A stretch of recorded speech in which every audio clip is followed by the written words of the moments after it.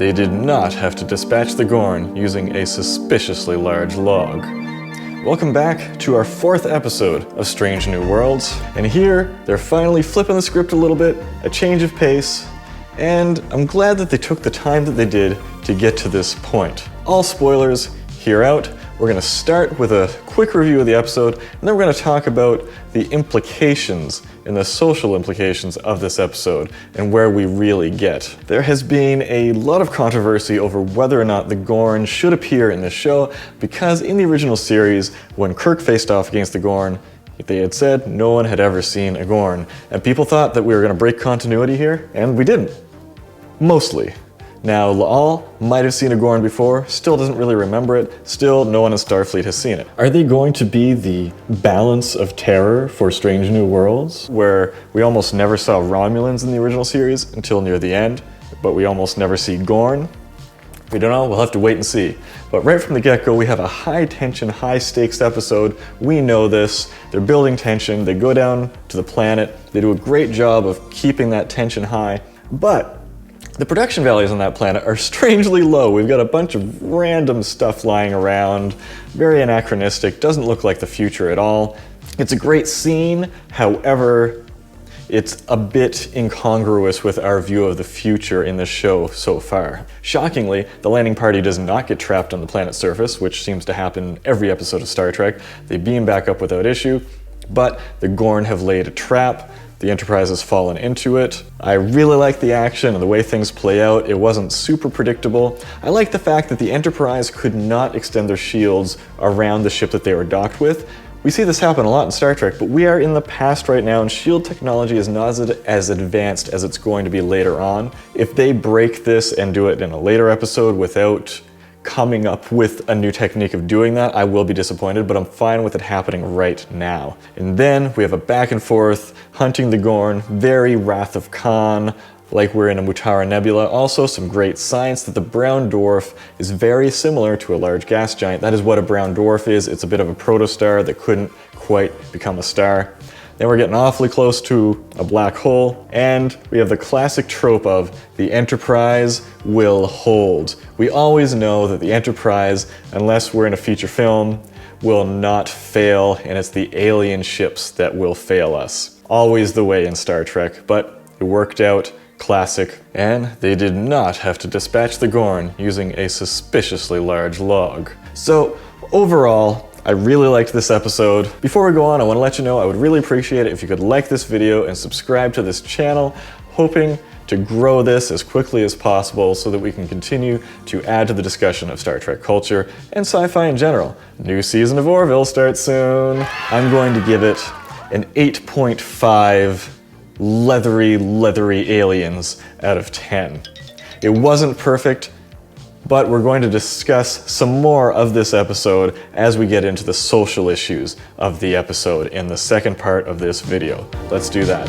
I'm seeing a lot of people saying, especially with this episode, that this Strange New Worlds show is just a show about women, or woman. I apologize in advance for even saying that word. Let's just not dismiss these allegations, these suspicions about this show, that this is just more of the same, like Discovery, that's just pandering to woke culture. Let's find out. We're going to apply the Bechdel test to this episode. If you don't know what that is, it measures how much agency and autonomy and how much genuine characterization women have in a TV show or a movie. So to pass the Bechdel test, you have to have two women talking to each other, at least two, not about a man. Just a conversation between women. You would think that would be easy in a show that is just about women. So first of all, we have a scene 3 minutes in between La'al and Una, which lasts 10 seconds. Then 8 minutes in, we get our big one between La'al, Una, and the colonists. That lasts 1 minute and 20 seconds. And then 12 minutes and 53 seconds in, we have a 15-second scene between La'al and Una. The rest of the episode is either men talking to men or women talking to men. In a 52-minute episode of television, we have 1 minute and 45 seconds of women talking to each other. That is it. Let's explore further. So although women are making a lot of decisions in this episode. I'm sorry if that offends you somehow. Are they actually the ones with agency in this episode? Let's dig deeper. Number one, let's look at Ortegas, which some people have said is a loudmouth and should be fired and not allowed on the bridge for having opinions.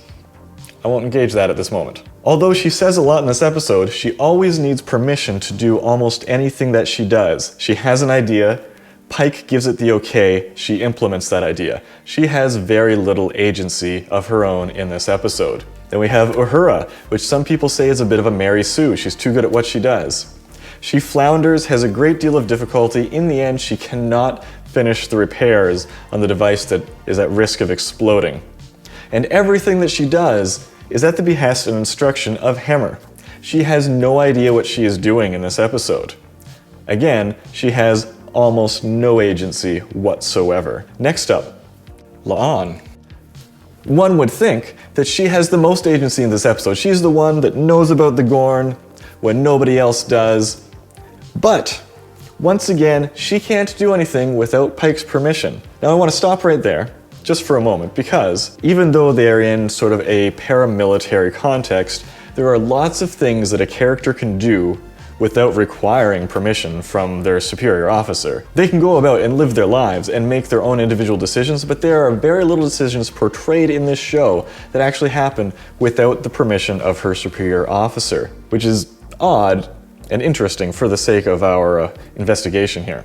In one of the only scenes where she could have her own agency, she freezes up, which actually puts us at a deficit for character agency for this person. The part where you would presume that she has the most agency, where she volunteers for the shuttle mission.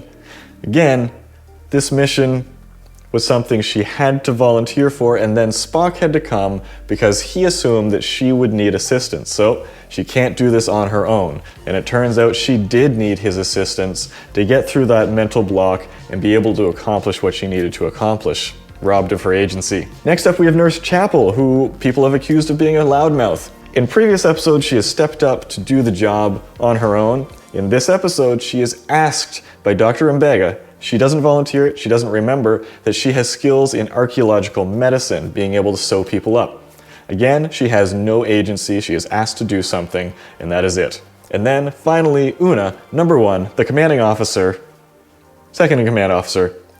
She gets taken out of commission right at the beginning of the episode. She has moments of command where she makes some decisions, but it is a very small amount of this episode, and essentially has almost no impact whatsoever on the episode as a whole. Is this a show just about women? Technically, no. This is absolutely not a show just about women, and that is why this episode, although I thought it was a great, gripping episode, loses a little bit of points and gets 8.5 instead of 9.5. It's because the women in this show actually do not have agency in this episode. This is a show about female officers living in the confines of a patriarchy. For those of you who are saying that this is just a show about women, that is 100% the opposite of the truth for this episode in particular. Now, moving on, one more social issue to explore, which is actually arguably the ultimate theme of this episode, and that is trauma. In Picard and Discovery, they have handled trauma very poorly. It's just talked about constantly, people do bad things, and that's the end of the day. Very rarely do characters grow or change or evolve. Trauma just gets talked about.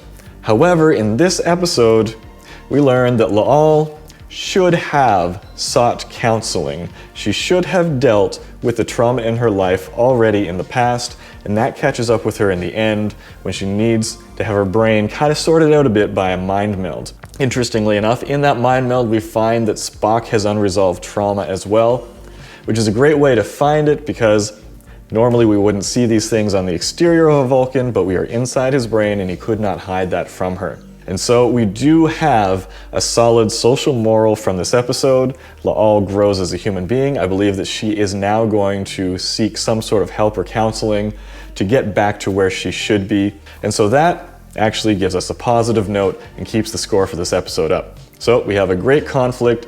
It ends without a firefight, just some clever moves that get us out of this episode. And there you have it. Let me know what you think about how this episode played out and whatever social issues there might be in this. and whether or not I should focus just on the episode itself or continue to focus on the social or political aspects of this episode. There's a whole lot more that I could have said that I skipped over. But until next time, I'll catch you later.